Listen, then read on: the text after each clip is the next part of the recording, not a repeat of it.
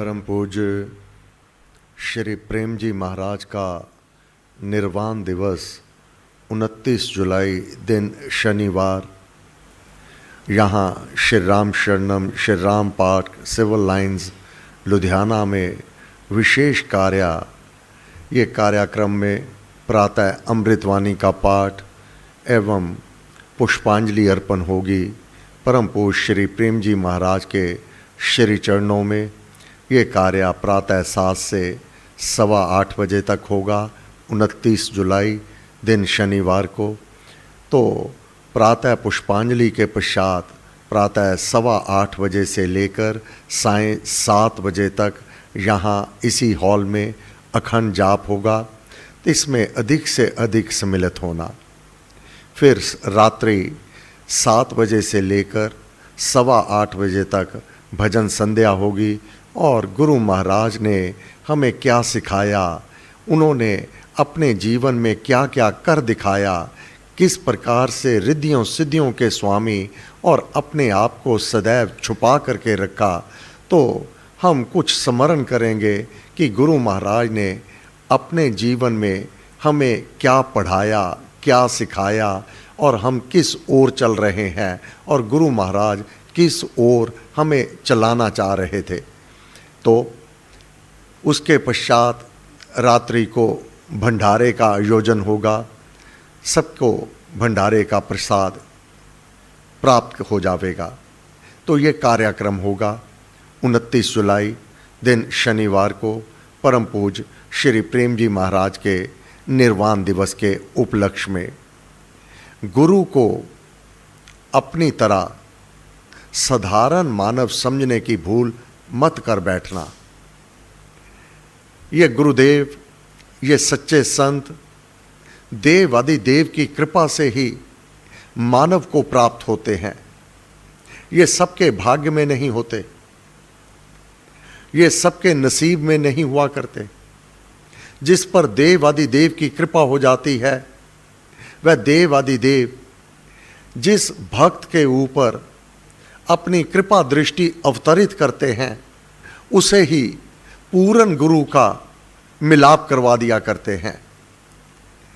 तो हम सब अतिशय भाग्यशाली हैं। हम नमन करते हैं अपने माता पिता को जिन्होंने हमारे भीतर ये संस्कार उत्पन्न किए, जिससे आज हमारे में जो भक्ति भाव है, जो सेवा भाव है, जो नाम जाप के प्रति प्रीति है, जो श्रद्धा है, ये प्रथम गुरु अपनी जननी माँ है, अपने पिता हैं। उन्होंने घर का माहौल इस प्रकार से बनाए रखा। दिन में बाल काल से ही कई बार राम राम राम राम जय जय राम, इस प्रकार से ये संस्कार भर दिए। फिर देव आदि देव ने पूर्ण गुरु का मिलाप करवा दिया, जिन्होंने नाम के साथ जोड़ दिया और कर्म धर्म का बोध दे। जिसने बताया राम, उसके चरण सरोज पर नत शिर हो प्रणाम। अब गुरुदेव ने आगे का पाठ पढ़ा दिया कि तेरे कर्म कैसे हों और तेरा धर्म क्या है, इसका बोध गुरुदेव ने करवा दिया।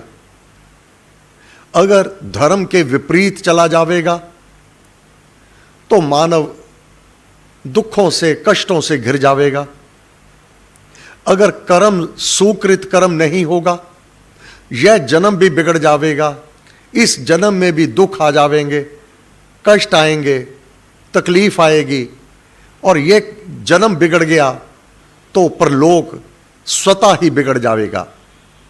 इसलिए मैं गुरुदेव के श्री चरण कमलों में नत शिर बारंबार नमन करते हुए, नमस्कार करते हुए कृतज्ञता उनके प्रति अपनी प्रकट करता हूं कि मुझे कैसे कर्म करने हैं और मेरा धर्म क्या है, ये मेरे गुरुदेव ने मुझे सिखा दिया। सतगुरु की महिमा अनंत। सदगुरु की महिमा बेअंत है, जिसका कोई अंत नहीं। अनंत किया उपकार मेरे गुरुदेव ने मेरे ऊपर, एक दो चार नहीं, कितने उपकार किए जिसको मैं आज तक गिन नहीं पा रहा। बेअंत है, अनंत है वह, जिसका कोई अंत ही नहीं। इतना उपकार मेरे गुरुदेव ने मेरे ऊपर किया है।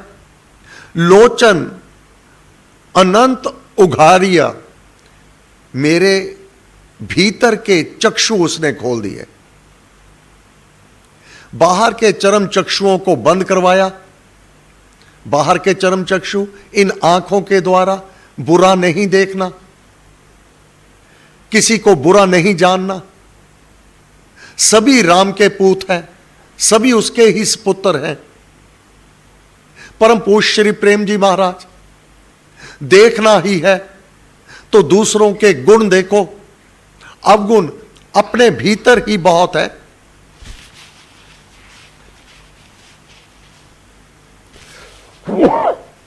यही धर्म है।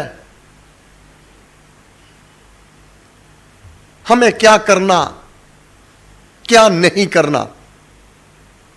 लोचन अनंत उघारिये, अनंत दिखावनहार। दूसरों की बुराई को नहीं देखना। ये बाहर के चक्षु तो कर तू बंद, भीतर के चक्षु खोल करके उस अनंत के दर्शन करवा दिए। अनंत दिखावनहार। मुझे उस परम पिता परमात्मा के साथ एकाकार करके उसके दर्शन करवा दिए। प्रत्येक साधक के अपने अपने अनुभव हैं। महाराज ने कहा, मैं देता तो नाम हूं, परंतु नाम का संबंध रूप से भी है। कोई रूप, कोई आकार तभी जान पाता है मानव जब उसको कोई नाम दे दिया जाता है। बिना नाम के कोई कैसे जाने? अब मानव तो सभी एक जैसे हैं। जब उनको नाम दे दिया जाता है तब उनकी शख्सियत उसके सम्मुख आ जाती है। नाम से ही उसकी शक्लो सूरत सामने आ जाती है। हमारा वह इष्ट देव दिया तो नाम है, परंतु महाराज ने कहा परम सत्य वह सत्य है, प्रकाश रूप, परम ज्ञान, आनंद स्वरूप, सर्वशक्तिमान, सर्व शक्तियों का स्वामी। जब ये बात आती है कि सर्व शक्तियों का स्वामी, तुरंत अपना राम हमारे सम्मुख प्रकट हो जाते हैं।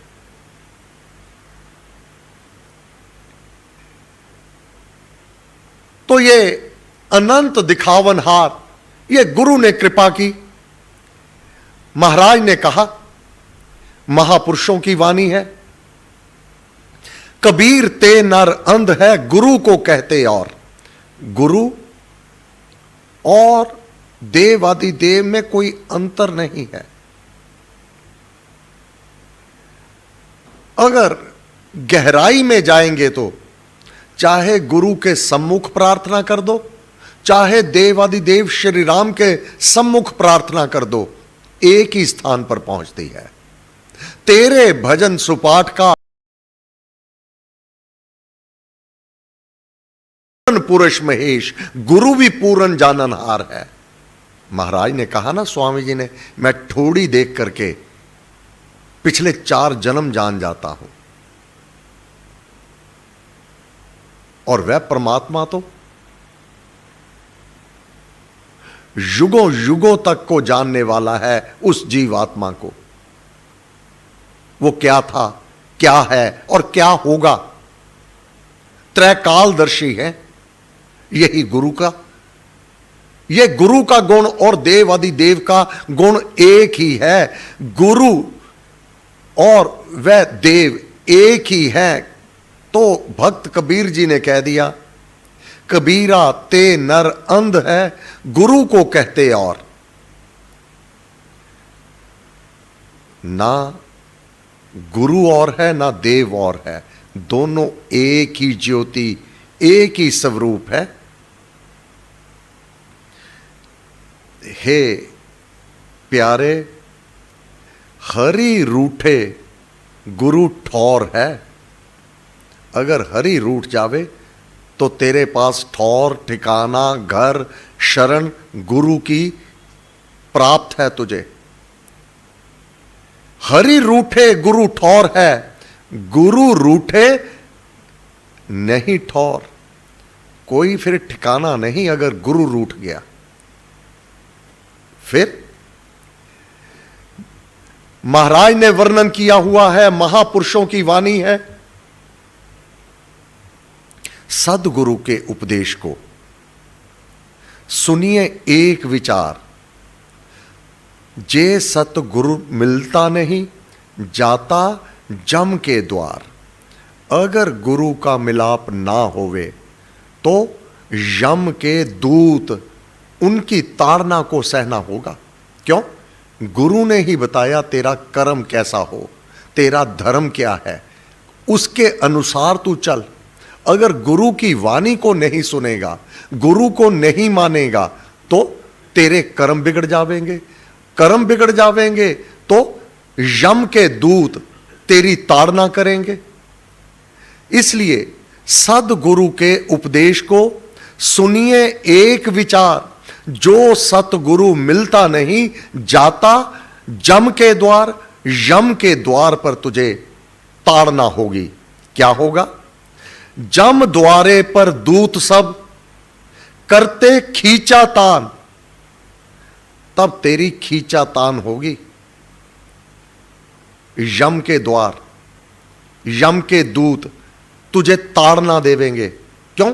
तू गुरु की शरण में तो आया नहीं, गुरु के कथन को माना नहीं। मन मानी अंधा धुंध हो बन अन्यायी, करें पाप की बहुत कमाई। ये तू करता चला गया। अब कर्म का सिद्धांत है, विपरीत कर्म किया, उल्टा कर्म किया, धर्म विरुद्ध कर्म किया। अब यम के दूत बड़ी खींचा तान करेंगे। अब उनकी मार तो सहनी ही होगी। इसमें दोष किसका? अपने ही कर्म का। इसलिए महाराज ने कहा तेरे वश की बात कर्म करना ही है। तू स्वयं ईश्वर नहीं कि तू स्वयं काम कर लेवेगा। तेरे वश की बात तेरा अपना कर्तव्य कर्म क्या है, यह गुरु से समझ ले। और कर्म के अतिरिक्त तू कर क्या सकता है? हानि लाभ उसके हाथ में है, यश अपयश उसके हाथ में है, जन्म मृत्यु उसके हाथ में है। तेरे हाथ में है क्या सवाए तेरे कर्म करने के? अब उस कर्म को भी अगर तू बिगाड़ लेगा तो उसका फल कटुतर अगर भोगना पड़ेगा तो दोष किसका?